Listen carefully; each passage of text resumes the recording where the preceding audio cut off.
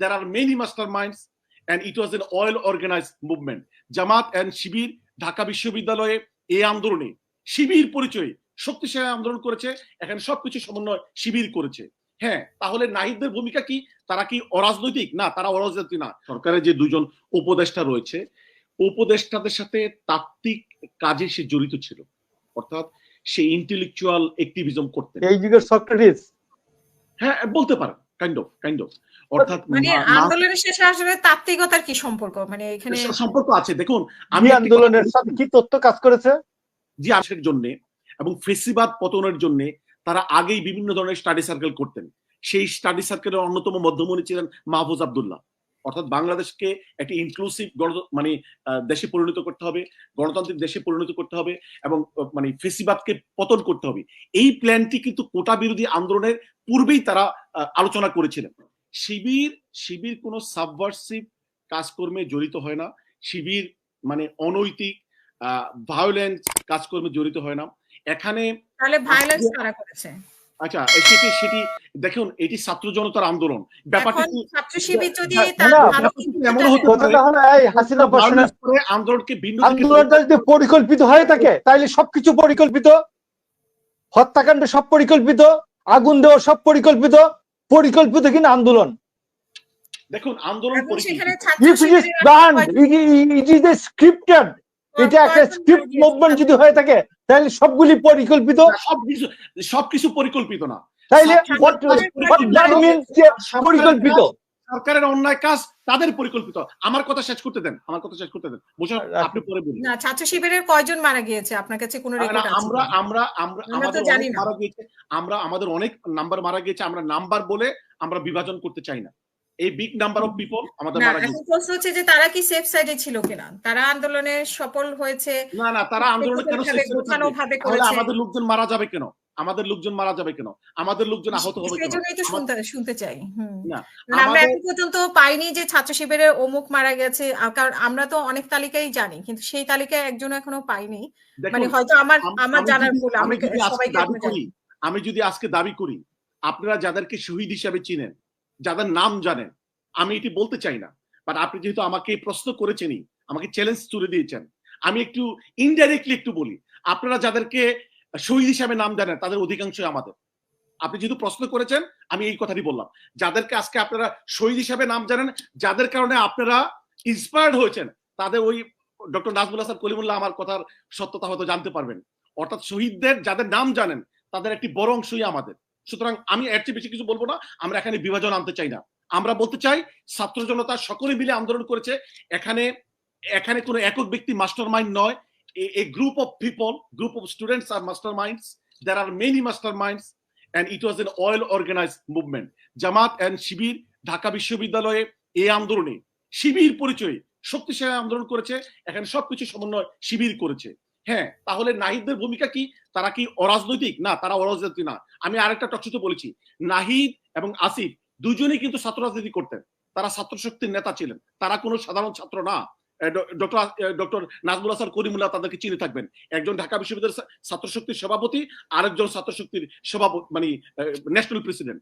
অর্থাৎ তারা political element এবং তারা যেহেতু পলিটিক্স করে, এই কারণে শিবিরের সেক্রেটারি, আমি যে কথাটি বারবার বলছি, আমি আবু বকর মোল্লা, আমি কোনো ভুল বক্তব্য দেই না। আমাকে আপনার প্রোগ্রামে পরে আনবেন, আমাকে চ্যালেঞ্জ করবেন। ঢাকা বিশ্ববিদ্যালয়ের সেক্রেটারিকে শিবির হিসেবেই একজন মানে 9 দফার যিনি ঘোষক, শিবির হিসাবে নাহিদ তাকে পরিচয় করে দিয়েছে। তাহলে আমরা বলবো নাহিদ ঢাকা বিশ্ববিদ্যালয়ের সেক্রেটারিকে আন্দোলনের প্রথমেই চিনতেন শিবিরের সেক্রেটারি হিসেবে। সে বলছে শিবির সেক্রেটারি হিসেবে পরিচয় করে দিয়েছে। শুধু তাই না, বাকিরও চিনতেন।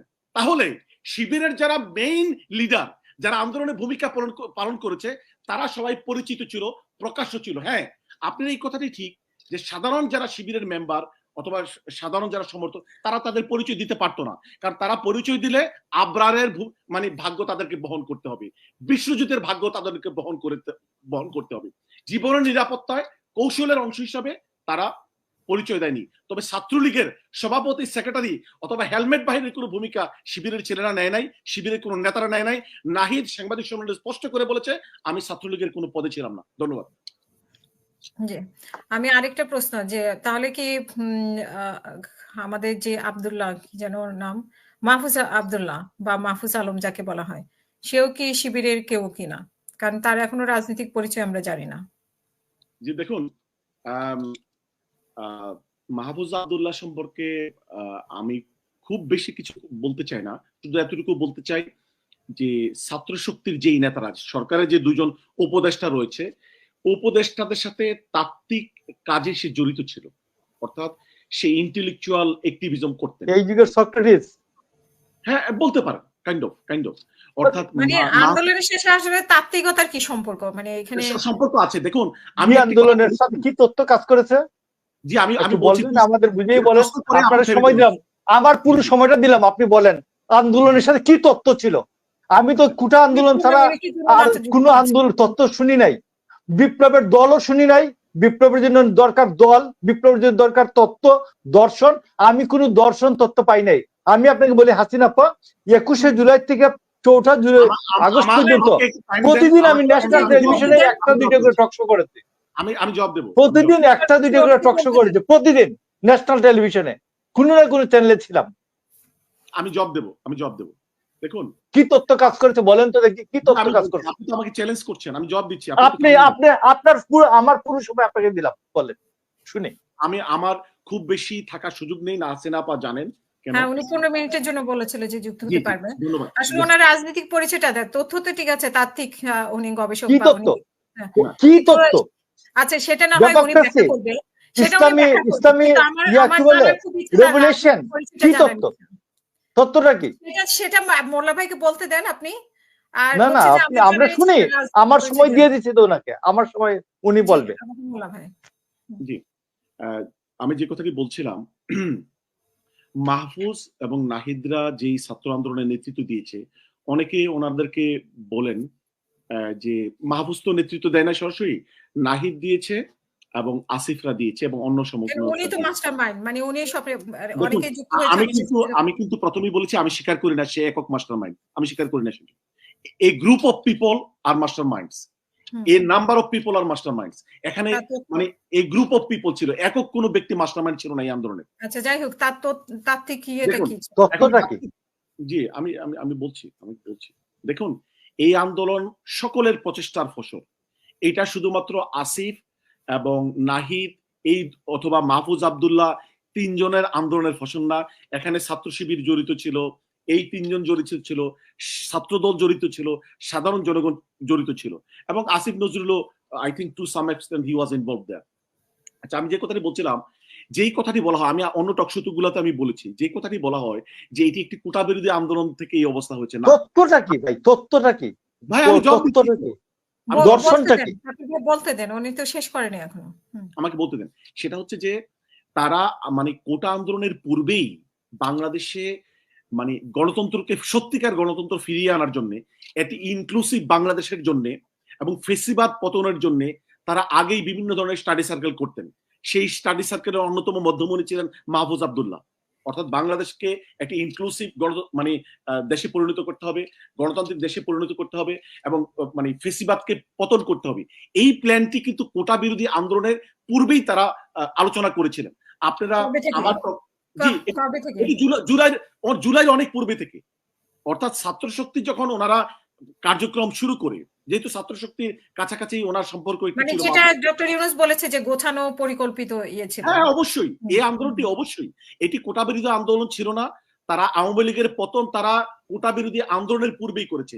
শেখ হাসিনা কিন্তু টু সাম এক্সটেন্ট রাইট, মানে তাত্ত্বিক গবেষণা তাদের অনেক আগে থেকে শুরু হয়েছে এবং সেই মোতাবেক আগে থেকে ছিল। অর্থাৎ মাহফুজ আব্দুল্লাহরা আগে থেকেই একটি, তো সেখানে সরকার যদি কোটা মেনে নিত, যে 30% কোটার ব্যাপারে আপত্তি এসেছিল, তখন তাদের মানে তারা অন্যভাবে আন্দোলন করত, যেহেতু তারা পলিটিক্যাল এলিমেন্ট। অর্থাৎ মাহফুজ আব্দুল্লাহরা এবং নাহিদ এবং আসিফরা তারা রাজপথে আন্দোলন করত, যেহেতু তাদের পলিটিক্যাল অ্যাক্টিভিজম রয়েছে। এই কোটা যদি সরকার মেনে নিলেও তারা বাংলাদেশে, যেহেতু ফেসিবাদ বাংলাদেশে রয়ে গিয়েছে, যেহেতু গণতন্ত্র আসে নাই, এই ব্যাপারে তারা কিন্তু কোটার পূর্বেই সিদ্ধান্ত নিয়েছে তারা এই আন্দোলনে কোনো না কোনো ফর্মে তারা থাকতো। সুতরাং তারা নন পলিটিক্যাল কেউ না। তাদের আন্দোলনের তাত্ত্বিক ভিত্তিটা হচ্ছে একটি ইনক্লুসিভ ডেমোক্রেটিক, তারপরে মানে মানে মডারেট বাংলাদেশ, ইনক্লুসিভ বাংলাদেশ, এটা ছিল তাদের তত্ত্ব। ধন্যবাদ। অসংখ্য ধন্যবাদ।